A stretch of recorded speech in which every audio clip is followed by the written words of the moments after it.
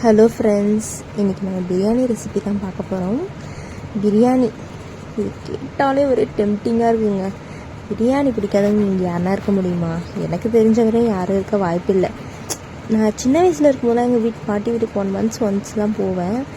அவங்க போகிறப்ப கண்டிப்பாக நான்வெஜ் இருக்கும். அந்த நான்வெஜ்ஜில் பிரியாணி கண்டிப்பாக இருக்கும். அந்த பிரியாணிலாம் டேஸ்ட்டு வேறு லெவலில் இருக்குங்க. அதுவும் பாட்டி கையால் செய்யும் போது சொல்லவா வேணும், அவ்வளோ ஒரு டேஸ்ட்டாக இருக்கும். இப்போலாம் நான் ரொம்ப மிஸ் பண்ணுறேன் அதை. ஆனால் இப்போல்லாம் வீக்லி ஒன்ஸ் நம்ம நான்வெஜ் இருப்போம். அந்த சமயத்தில் பிரியாணி கண்டிப்பாக இருக்கும். டெய்லி சாப்பிட்டா கூட பிரியாணி சலிக்காது போல். அப்படி என்ன தான் இருக்குது அந்த பிரியாணிலாம் தெரியாது, அவ்வளோ ஒரு டேஸ்ட்டாக இருக்கும். என்ன தான் நம்ம சீ ஃபுட்டோ வேறு என்ன எடுத்தாலுமே, ஆனால் அந்த பிரியாணி, நான் ஹோட்டல் போனாலே ஃபஸ்ட்டு ஆர்டர் பண்ணுறதே பிரியாணி. அதுவும் சிக்கன் பிரியாணி தான். அவ்வளோ ஒரு டேஸ்ட்டாக இருக்கும். சரி வாங்க நம்ம ரெசிபிக்கு போகலாம். இப்போ நான் ஸ்பைசஸ்லாம் எடுத்திருக்கேன். அதை லைட்டாக வதக்கிக்கோங்க. வதக்கிட்டு மிக்சியில் போட்டு பவுட்ரு பண்ணிக்கோங்க. நான் ப்ரெஷர் குக்கர் பிரியாணி தான் செய்ய போகிறேன். குக்கர் வச்சுக்கோங்க, அதில் எண்ணெய் ஊற்றிக்கோங்க, கொஞ்சம் நெய் ஊற்றிக்கோங்க, ரொம்ப நல்லாயிருக்கும் டேஸ்ட்டு. அப்புறம் நம்ம வெங்காயம் போட்டுக்கலாம்.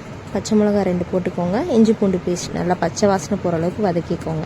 அது நல்லா வதக்கினோடனே நம்ம அரைச்சி வச்ச மசாலாவை போட்டுக்கலாம். கொஞ்சம் மிளகாத்தூள் போட்டுக்கோங்க, மஞ்சள் தூள் போட்டுக்கோங்க. அதையும் நல்லா கலரி விட்டுக்கோங்க. கொஞ்சம் உப்பு போட்டுக்கோங்க, கல்லுப்பு.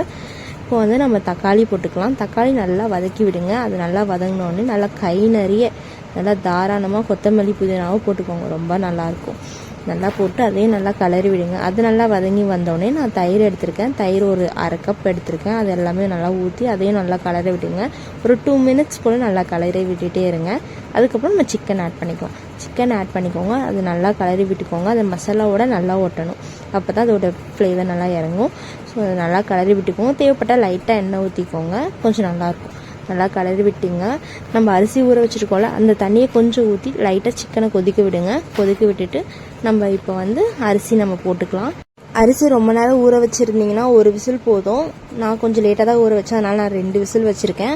நல்லா 2 விசில் முடிஞ்ச உடனே குக்கர் ஓப்பன் பண்ணுறாதீங்க. ஒரு 10 நிமிஷம் போல் அப்படியே டம்லே வைங்க.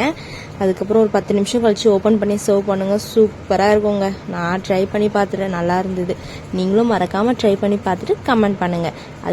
அப்படியே இந்த மாதிரி யாரெல்லாம் பிரியாணி லவர்ஸ் இங்கே இருக்கீங்க அதையும் மறக்காமல் சொல்லிவிடுங்க. தேங்க்யூ, பாய். நெக்ஸ்ட் வீடியோவில் பார்க்கலாம்.